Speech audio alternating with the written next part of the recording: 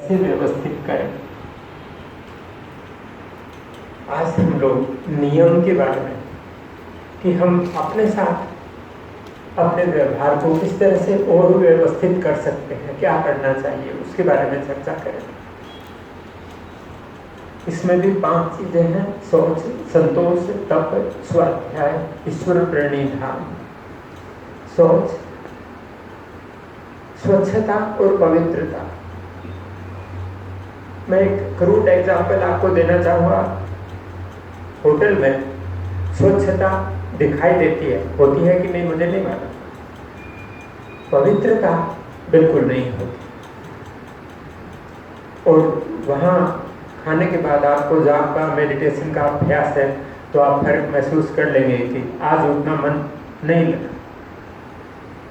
मैंने एक रोज कहीं किसी के बहुत इंसिस्ट करने पर 20 साल पहले एक मैरिज में खाना खाया रात को। जितने से मैं रात निकल जाए उतना ही खाया था। मैं घर आया, मंदिर जाने का समय निकल चुका था, 10-15 मिनट हुए तो मेरी मिसेज ने बोला कि क्यों, क्या बात है, तबीयत ठीक नहीं है क्या, मंदिर नहीं जाओगे? मुझे याद ही नहीं आया मंदिर जाना। मैं गया मंदिर, दुर्गा सप्तशती में से कवच का पाठ किया करता था। 57 श्लोक है वो बाय हार्ट। मैंने 4-5 बार कोशिश की, मैं 2 श्लोक भी याद नहीं कर पाया। पवित्रता का ये असर होता है। बड़े आदमी थे, बड़ा खाना था, बड़े बड़े लोग थे, कितने सारी डिशेज थी। उसके बाद मेरा बाहर खाना छूट गया। शौच के बाद संतोष। मैं संतोष से पहले तप के बारे में चर्चा करना चाहूँगा। तप का मतलब है जो हमारा फर्ज बनता है, जो हमें करना चाहिए वो हमें करना ही चाहिए। सुविधा होती हो, असुविधा होती हो, लाभ होता हो, नुकसान होता हो, सम्मान मिलता हो, अपमान होता हो, अगर हमने वो नहीं किया तो हमारा आत्मबल कम होगा और हम जिस ट्रैक पर चलना चाहते हैं शायद उसको छोड़ दें। तब के बाद यानी हमने अपनी तरफ से हिसाब किताब करके व्यवस्थित रूप से पूरी कोशिश की, अब उसके एवज में जो मिला वो प्रारब्ध है कि तो मेरी मेहनत का फल है, अब का कर्म है, उसका फल है, तो जो भी है उसमें ये ठीक है, ये मानना। इसमें एक चीज जोड़िए, संतोष आलस को नहीं बोलते कि अजगर करे न चाकरी, पंछी करे न काम, दास में लोका रह कह गए सबके दाता राम। कुछ चीजें हैं जिनके बारे में हमें लगातार आखिरी दिन तक, जिंदगी के आखिरी दिन तक अपनी प्रोग्रेस के लिए लगे रहना है। जैसे इस बात पढ़ना है, सत्कर्म करना है, मैं कहूँगा कमाना भी उसी में से है। धन एक एनर्जी है, अगर वो राइट ट्रैक पर हम खर्च कर रहे हैं तो बहुत अच्छा है, और वो राइट ट्रैक पर आएगा तो ही राइट ट्रैक पर जाएगा। तो संतोष में जो मिला उसमें शिकायत नहीं, लेकिन उसको बढ़ाया किस तरह से जाए उसके लिए प्रॉपर प्लानिंग, हड़बड़ाहट नहीं, कोई शिकायत नहीं। दिक्कत अधिकतर यही होती, हमारी बेसिक नीड्स पूरी हो रही हैं लेकिन किसी के पास ज्यादा है तो दिक्कत होती है। तो आपको एक कहानी सुनाना चाहता हूँ शॉर्ट में। एक आदमी पर भगवान प्रसन्न हुए, शायद भगवान शिव थे, मुझे पक्का मालूम नहीं। तो उन्होंने वरदान दिया था, तू जो चाहेगा सो हो जाएगा, तू जो मांगेगा सो मिलेगा, लेकिन पड़ोसी को 2 गुना मिलेगा। लास्ट में वो आदमी ने ये किया कि मेरी एक आंख फूट जाए, तो पड़ोसी की 2 फूटेंगी ना, और मेरे घर के सामने इतना चौड़ा कुआं खुद जाए तो पड़ोसी के सामने, घर के सामने भी खुदेगा। इसकी वजह क्या है हम लोग खाली बहिर्मुखी होंगे तो इस तरह की गलती करेंगे, और बहिर्मुखी नहीं हो इसके लिए अगला स्टेप है स्वाध्याय।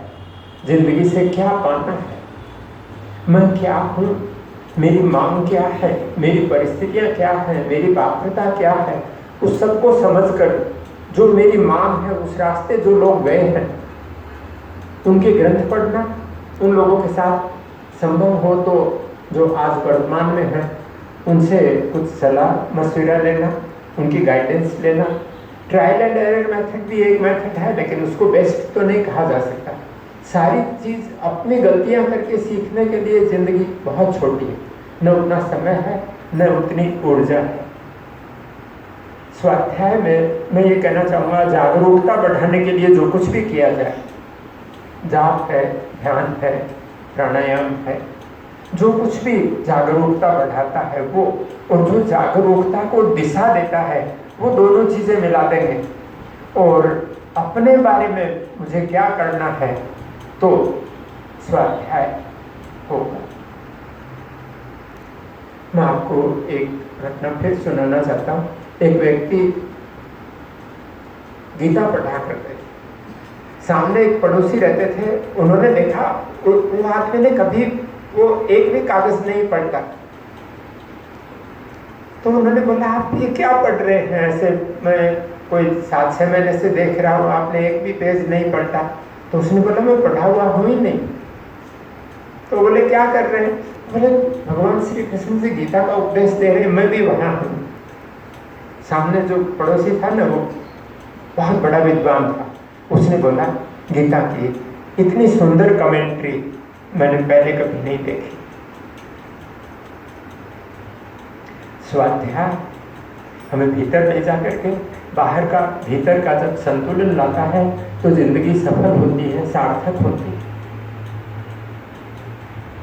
हमारी जो भी परिस्थितियां हैं उनके साथ भी तालमेल होना चाहिए। मैं थोड़ा सा एक्सप्लेन करना चाहूँगा। मैं देहात का रहने वाला हूँ, मैं इतना सा कमा लूँ कि मेरे पड़ोसी थू थू नहीं करें, मेरे बाल बच्चों को कोई दिक्कत नहीं हो, उतना सा ठीक है। लेकिन कोई बहुत ऊंचे लेवल पर जी रहा है आर्थिक रूप से, तो उसके बच्चों को थोड़ा ज़्यादा चाहिए, उसको उतनी मेहनत करनी चाहिए। फिर दूसरा ये है कि आचार्य चाणक्य वाला उदाहरण मैं हमेशा देता हूँ। तो एक विदेशी यात्री ने पूछा, अब तो आप ये राज्य के महामात्य हो, महामात्य को मैं इंग्लिश में ट्रांसलेशन करूँ तो किंग मेकर, चंद्रगुप्त को सम्राट उन्होंने बनाया, अब तो आप ये झोपड़ी क्या?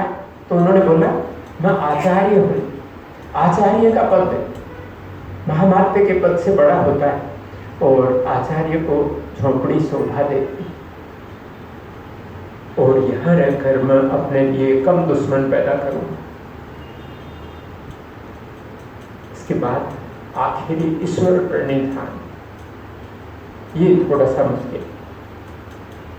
एक फ्रांसीसी प्रार्थना कर रहा है कि हे गॉड, तू है तो मेरी आत्मा की रक्षा करना। आत्मा जैसी कोई रक्षा, आत्मा जैसी कोई चीज होती हो तो हम लोग भी लगभग ऐसा ही करते हैं। हमारा धर्म है ना, वो हमें शॉर्टकट सिखाता है, ऐसा मुझे लगता है कि तू सब करता है, तू सब देता है। तो फिर उसने हमें भोग योनि में रखा है क्या? हम कर्म योनि में हैं, हम अपना डिसीजन लेते हैं, हमें विवेक दिया है, इंटेलिजेंस दी है, और उसके साथ साथ जिम्मेदारी दी है कि हम अपने वातावरण को एनरिच करेंगे, और इनर इवोल्यूशन जिंदगी का मुख्य मकसद होगा। जो लोग साइंस के स्टूडेंट रहे, संयोग से मैं भी रहा हूँ, उन लोगों को मैं ये कहना चाहूँगा, पिछली शताब्दी के सबसे बड़े साइंटिस्ट आइंस्टीन एक जगह लिखते हैं कि पदार्थ की सूक्ष्मतम सत्ता के साथ जब मैं आइडेंटिफिकेशन में होता हूँ तो मुझे वहाँ एक सर्वशक्तिमान सर्वज्ञ सत्ता का अनुभव होता है। क्या वो हमारे वेदांत का ईश्वरीय परमात्मा नहीं है? मैं 1-2 उदाहरण देना चाहूँगा कि वो हमारी मान्यता, हमारी भावना किस तरह से ब्रेन में और स्पाइन में एनर्जी को जमा करती है और हमें साधारण से ऊंचे लेवल पर उठा देती है। माधवानंद जी गिरी महाराज आश्रम के एक ट्रस्टी हैं, उनसे मैंने ये घटना सुनी है। अंग्रेजों के ज़माने की बात है, वहाँ रामलीला हुआ करती थी काशी में, तो एक ही जगह स्टेज बांधकर वहीं सब कुछ होता था, ऐसा नहीं था। माता जी मूवमेंट्स बंद कीजिए, मेरा कंसंट्रेशन अच्छा है, और आपको सुनना नहीं है तो चले जाइए।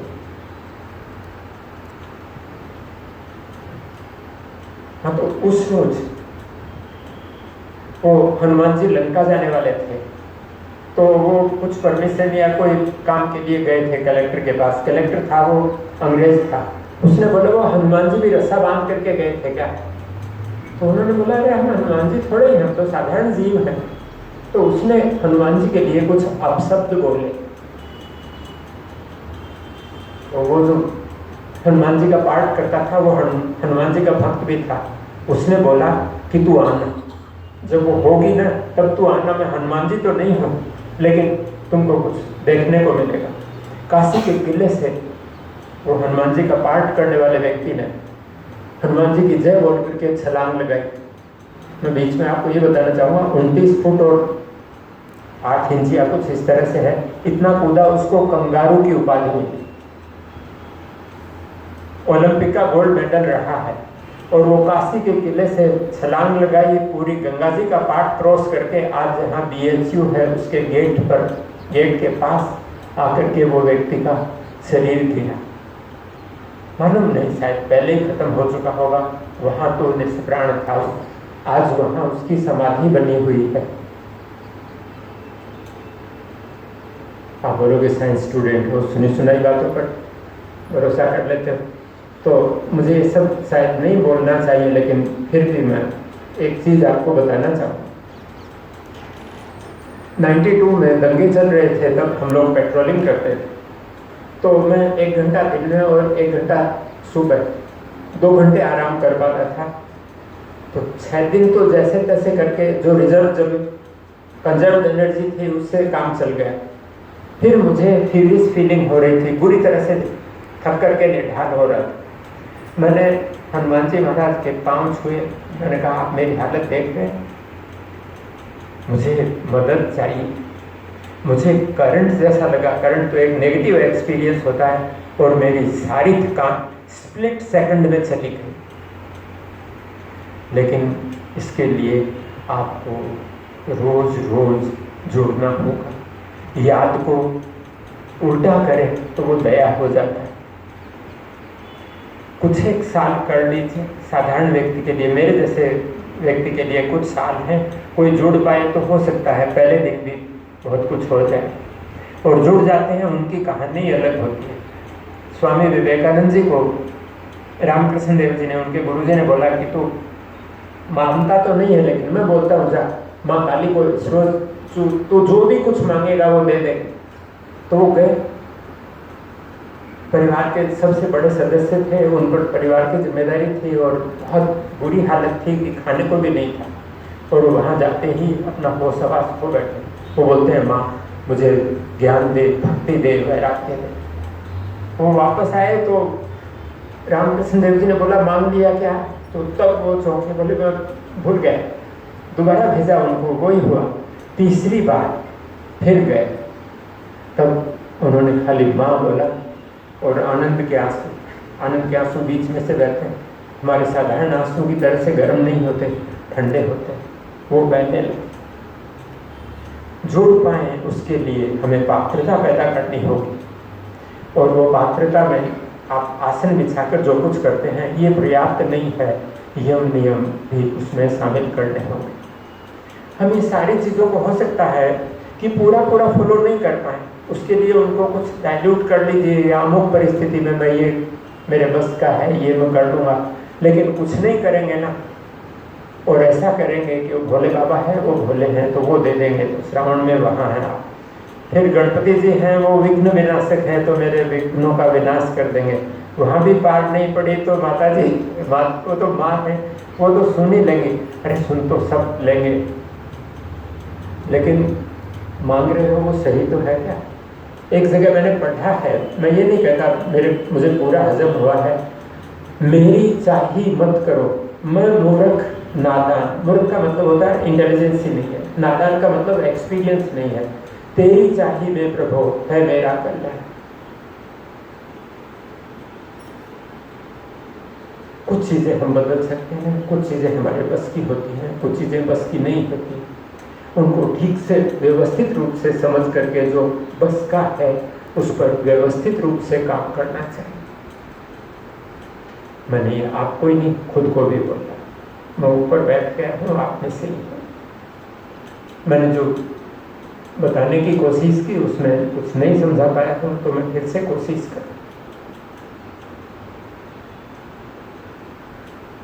मेरे एक स्टूडेंट ने पूछा था, वो पहले शांति आती है कि संतोष आता है?